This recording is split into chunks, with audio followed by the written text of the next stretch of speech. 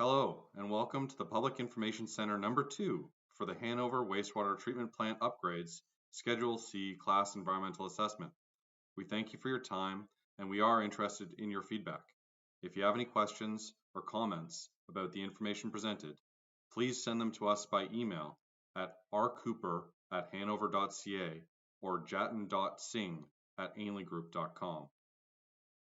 The Class EA process is a streamlined approach to satisfying the requirements of the Ontario Environmental Assessment Act for routine infrastructure projects. In essence, the Class EA is a planning process used to evaluate potential environmental impacts of infrastructure projects and is generally carried out in 5 phases. The 5 phases of the EA process are identification of the problem or opportunity, identification and evaluation of general alternative solutions, identification and evaluation of alternative design concepts, documentation of the process in an environmental study report, and finally, implementation of the project, including detailed design, construction, and ongoing monitoring. The town is undertaking a Schedule C Class EA to meet the requirements of the Ontario Environmental Assessment Act, requiring the completion of Phase 3 of the Class EA process in accordance with the Municipal Engineers Association's Class EA document dated 2024. We are currently in Phase 3 of the process. In 2024, the town completed PIC number 1, which identified the problem and opportunity statement and evaluated the general alternative solutions.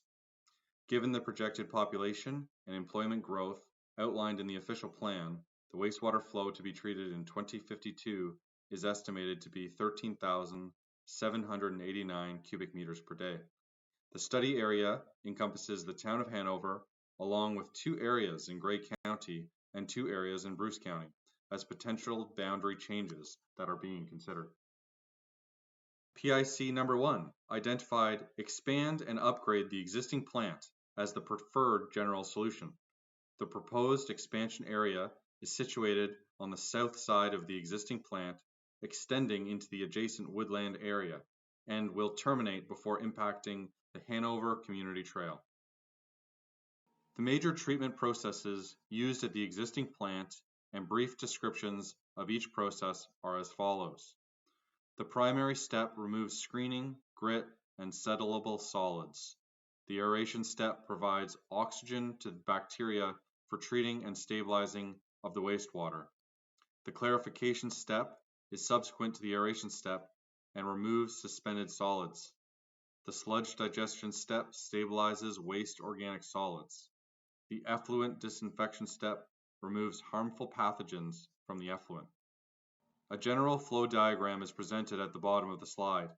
In the treatment process, raw sewage enters the plant and is first directed to the headworks for preliminary treatment, followed by primary clarification for settling. Hauled leachate is initially unloaded into the sludge drying bed and then conveyed to the headworks for further treatment. Following preliminary treatment, the wastewater flows into the aeration tanks for biological treatment and is then directed to the secondary clarifiers for clarification. The clarified effluent from the secondary clarifiers is sent to the disinfection step before being discharged into the Saugeen River. Settled solids from the secondary clarifiers are collected and processed through the anaerobic digestion system. The resulting digested sludge is stored on site in biosolids storage tanks. This slide presents the existing layout and treatment processes of the plant. Plant 1 facilities are labeled in yellow, while Plant 2 facilities are labeled in purple. Processes labeled in red indicate shared facilities that serve both Plant 1 and Plant 2.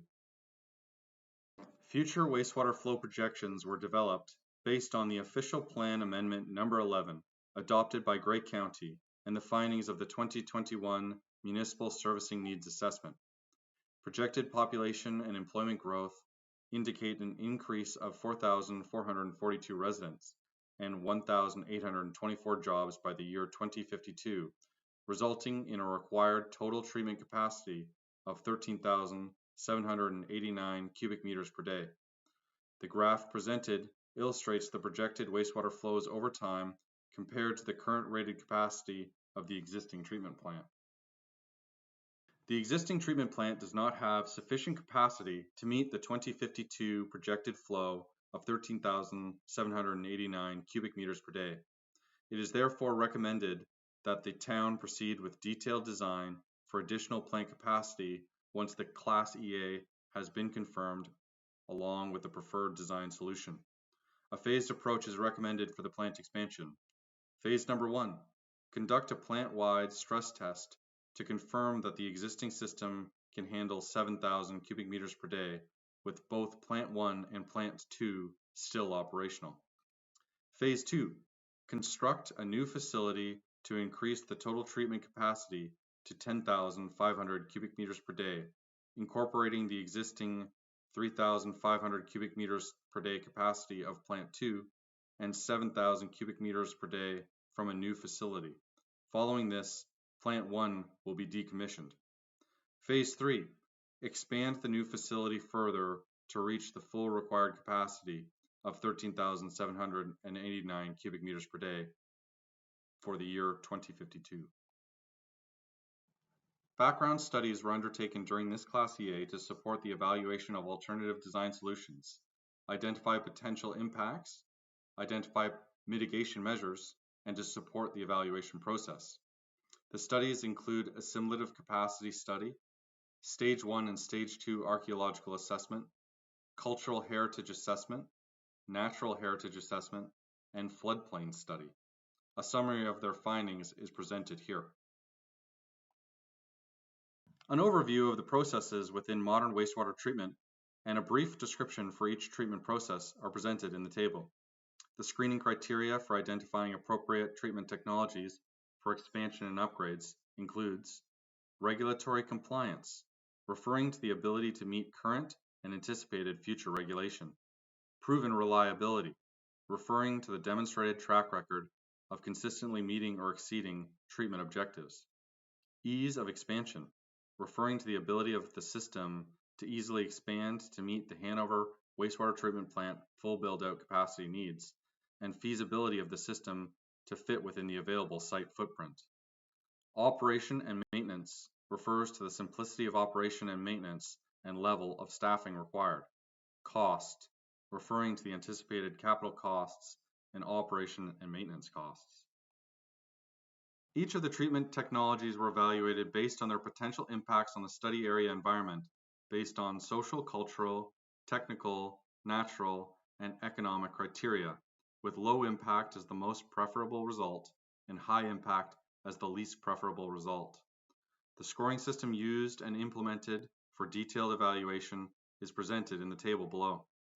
The treatment technology with lower environmental impacts is scored higher in the evaluation. The technology with higher overall scoring in each of the wastewater treatment processes is selected as the preferred potential design solution.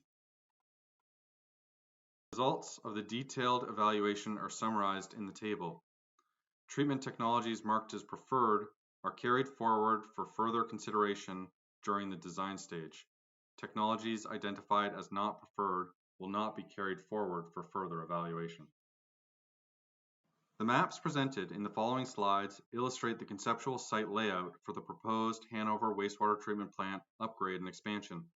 The conceptual layout sets are preliminary and will be further refined during the design stage. The existing primary clarifiers, aeration tanks, and secondary clarifiers in Plant 2 are proposed to be retained as part of the preferred design solution. The existing equipment in Plant 1 will be decommissioned once the new 7,000 cubic meters per day facility is constructed and operational. The existing 2 digesters are proposed to be repurposed as biosolids storage tanks. The existing chlorine contact tank will be decommissioned once the tertiary treatment and UV disinfection building is completed. The timeline for the proposed upgrade and expansion is presented here. The graph shows the capital costs for the preferred design solution. The bar chart represents the expense by year, and the line represents the sum of expense over time for each design solution. The table presented here summarizes the mitigation measures and monitoring program identified from social, cultural, technical, environmental, and economic aspects. The next steps of this Class CA are outlined in the flowchart. We will receive and review public comments related to our investigation and decisions, and we will document and integrate the feedback into our study. Following the review of all comments and issuance of responses, the environmental study report will be prepared to document the Class CA process and will be made available for 30-day public review and comments. At this time, a notice of study completion will be released and the project documentation will be published on the Town of Hanover website. Once the 30-day public review period ends, assuming no Section 16 orders are received from the MECP, the Class CA process is considered complete and the town will proceed to preliminary design. Your comments are important to us. Following this presentation, we invite you to submit any comments by completing the comment sheet. Public input is encouraged throughout the Class CA process, and any comments or feedback received will be given consideration during the planning and design of this project. In addition, by providing us with your name and email address on this form, it ensures that you will be on the contact list and will receive advance notice on future notifications related to the project. The deadline for submitting comments on the PIC is May 8th, 2025. Thank you for reviewing the PIC. We look forward to hearing from you.